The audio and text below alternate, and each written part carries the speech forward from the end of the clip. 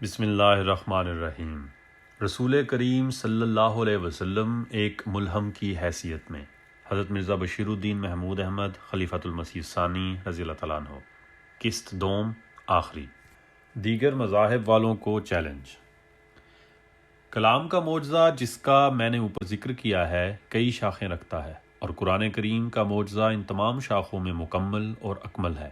لیکن ایک اخبار کے مضمون میں اس قدر گنجائش نہیں ہو سکتی کہ ہر ایک بات بیان کر دی جائے، نہ ہر امر تفصیل سے بیان ہو سکتا ہے۔ اس لیے میں صرف اس معجزے کے دو پہلوؤں کو اختصار سے بیان کرتا ہوں،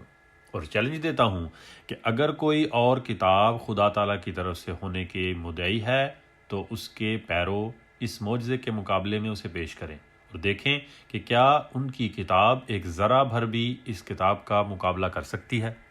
پہلی مثال جو میں پیش کرنی چاہتا ہوں الفاظ قرآنیہ میں ہے۔ قرآن کریم میں اللہ تعالیٰ فرماتا ہے اعوذ باللہ من الشیطان الرجیم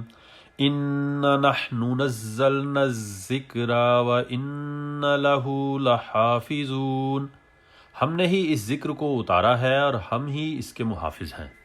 یہ ایک عام قاعدہ ہے کہ جو چیز اپنی غرض کو پورا کر رہی ہوتی ہے ہم اس کی حفاظت کرتے ہیں،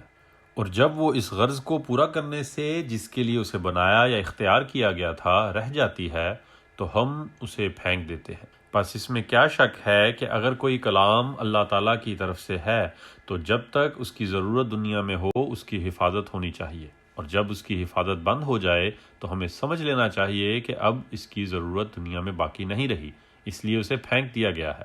قرآن کریم جس قوم میں نازل ہوا وہ علم سے خالی تھی، اس کے مقابلے میں دوسری کتب سماویہ ایسی اقوام میں نازل ہوئیں کہ جن میں لکھنے پڑھنے کا کافی رواج موجود تھا، لیکن باوجود اس کے وہ کتب محفوظ نہ رہ سکیں۔ لیکن قرآن کریم اب تک اسی طرح موجود ہے جس طرح کہ وہ رسول کریم صلی اللہ علیہ وسلم کی وفات کے وقت تھا، اور یہ حفاظت اس وجہ سے نہیں ہوئی کہ اس کے لیے خاص آسانیاں حاصل تھیں جو دوسری کتب کو حاصل نہیں تھیں،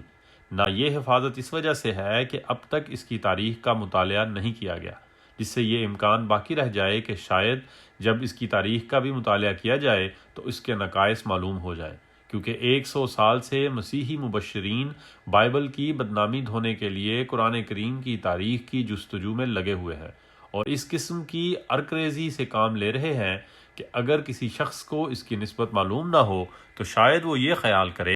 کہ قرآن کریم کی محبت مسیحی مبشروں کو عام مسلمانوں سے زیادہ ہے، لیکن باوجود اس ارک ریزی کے وہ اس مقصد میں کامیاب نہیں ہو سکے کہ اس کی عبارت میں ایک لفظ بھی ایسا ثابت کر سکیں کہ جو زائد ہو اور اصل قرآن کریم میں نہ ہو۔ ہزاروں قوموں اور سینکڑوں ملکوں میں مسلمان بستے ہیں اور سب کے پاس قرآن کریم ہوتا ہے، لیکن آج تک ایک بھی ایسی مثال نہیں نکل سکی کہ قرآن کریم میں اختلاف ہو۔ ڈاکٹر منگانا نے اپنی طرف سے بڑی کوشش کر کے 3 قدیم نسخے قرآن کریم کے تلاش کیے تھے، لیکن ان کے بعض اوراق چھاپنے سے ان کی ایسی پردہ دری ہوئی کہ مزید اشاعت کا خیال ہی انہوں نے دل سے نکال دیا، کیونکہ ان کے شائع کردہ ورقوں سے ثابت ہو گیا کہ وہ کوئی صحیح نسخے نہ تھے بلکہ کسی جاہل نو آموز کی طرز تحریر کی غلطیاں تھیں، اور اس کو غلطی نہیں کہتے۔ غلطی وہ ہوتی ہے جسے قوم صحیح تسلیم کر کے دھوکے میں آ جائے۔ اس قسم کے نسخوں کی تلاش کسی قدیم زمانے میں کرنے کی کیا ضرورت ہے؟ اس کے لیے تو آسان راہ یہ ہے کہ کسی مسلمان کی خراب چھپی ہوئی کتاب میں سے غلط آیات نکال کر کہہ دیا جائے کہ دیکھو قرآن کریم میں اختلاف ہے۔ چنانچہ ایک پادری سیالکوٹ میں ایسا تھا بھی جو مختلف نسخے قرآن کریم کی اپنے پاس رکھتا تھا، اور جو کوئی غلطی اسے ملتی اس پر نشان لگا لیا کرتا تھا، پھر جو مسلمان اسے ملتا اسے دکھاتا تھا کہ تم تو کہتے ہو کہ قرآن کریم محفوظ ہے، حالانکہ اس قرآن میں یہ لفظ یوں لکھا ہے اور اس دوسرے میں یوں لکھا ہے۔ اس کا دماغ اس طرح نہیں کیا کہ ایک توتلے آدمی کو نوکر رکھ چھوڑتا اور اس سے قرآن پڑھوا کر سنواتا اور کہتا کہ دیکھو قرآن کریم میں تغیر ہو سکتا ہے۔ اس نادان نے یہ نہیں سوچا کہ غلطی وہ ہوتی ہے جس سے قوم دھوکہ کھا جائے، ورنہ وہ بھول چوک جس کو خود لکھنے والا بھی دوبارہ پڑھنے سے معلوم کر لے کہ یہ غلطی تھی، حفاظت کے خلاف نہیں۔ اس کی حفاظت تو انسانی دماغ میں اور دوسرے نسخوں میں موجود ہے۔ اس سے کوئی نقصان عقیدے یا تفسیر کو نہیں پہنچتا، کیونکہ اس غلطی کی بنا پر کوئی شخص ترجمہ یا تفسیر غلط نہیں کر سکتا۔ قرآن کریم کو اس بارے میں جو حفاظت حاصل ہے اس کے متعلق میں اپنی طرف سے کچھ نہیں کہتا۔ میں صرف ان لوگوں کی شہادت پیش کرتا ہوں کہ جو پکے مسیحی ہیں اور جنہوں نے پورا زور لگایا کہ کسی طرح قرآن کریم کی حفاظت پر وہ کوئی اعتراض کر سکیں، لیکن آخر مجبور ہو کر ان کو ماننا پڑا کہ یہ سب اعتراض فضول اور لغو ہے۔ قرآن کریم آج بھی اسی طرح محفوظ ہے جس طرح کہ اس وقت محفوظ تھا جب رسول کریم صلی اللہ علیہ وسلم دنیا سے جدا ہوئے تھے۔ سر ولیم میور کی شہادت۔ سر ولیم میور اپنی کتاب دی قرآن میں لکھتے ہیں، زید کا نظر ثانی کیا ہوا قرآن آج تک بغیر کسی تبدیلی کے موجود ہے۔ اس احتیاط سے اس کی نقل کی گئی ہے کہ تمام اسلامی دنیا میں صرف ایک ہی نسخہ قرآن کا استعمال کیا جاتا ہے۔ جو اختلاف قرآن کریم کے نسخوں میں نظر آتا ہے وہ قریباً سب کا سب زیروں زبروں اور وقف وغیرہ کے متعلق ہے، لیکن چونکہ زیر زبر اور وقف کی علامات سب بات کی ایجاد ہیں، وہ اصل قرآن کریم کا حصہ ہی نہیں ہے اور نہ اس کا جو زید نے جمع کیا تھا۔ یہ بات یقینی ہے کہ زید نے جمع قرآن کا کام پوری دیانتداری سے کیا تھا، اور علی اور ان کی جماعت کا جو بدقسمت عثمان کے مخالف تھے، اس قرآن کو تسلیم کر لینا ایک یقینی ثبوت ہے کہ وہ قرآن اصلی تھا۔ یہ تمام ثبوت دل کو پوری تسلی دلا دیتے ہیں کہ وہ قرآن جسے ہم آج پڑھتے ہیں لفظاً لفظاً وہی ہے جسے نبی صلی اللہ علیہ وسلم نے لوگوں کو پڑھ کر سنایا تھا۔ دی قرآن، مصنف سر ولیم میور۔ ایک مومن کی دلیل خواہ کس قدر ہی زبردست ہو، لیکن دل میں شبہ رہتا ہے کہ شاید اس نے مبالغے سے کام لیا ہوگا، لیکن یہ اس شخص کی تحریر ہے جس نے پورا زور لگایا کہ اسلام اور بانی اسلام کی شان کو گرا کر دکھائے۔ خدا ہی جانتا ہے کہ اس اقرار صداقت کے وقت سر میور کا دل کس قدر غم و غصے کا شکار ہو رہا ہوگا، لیکن چونکہ انہیں گریز کا کوئی موقع نہ ملا، اس لیے انہیں قرآن کریم کے محفوظ ہونے کا اقرار کرنے کے سوا کوئی اور چارہ نظر نہ آیا۔ اس شہادت کو دیکھنے کے بعد ہر شخص معلوم کر سکتا ہے کہ دشمن بھی اس امر کا اقرار کرتے ہیں کہ قرآن کریم ہر قسم کے دخل سے پاک ہے، اور اِنَّا نَحْنُ نَزَّلْنَا الذِّكْرَ وَإِنَّا لَهُ لَحَافِظُونَ کی پیشگوئی نہایت وضاحت کے ساتھ پوری ہوئی ہے، اور یہ اس کی عبارت کا معجزہ ایک ایسا معجزہ ہے جس کی مثال کوئی اور کتاب پیش نہیں کر سکتی۔ قرآن کریم کے مفہوم کی حفاظت کا معجزہ۔ دوسری مثال کے طور پر میں اسی آیت کے ایک دوسرے مفہوم کو پیش کرتا ہوں۔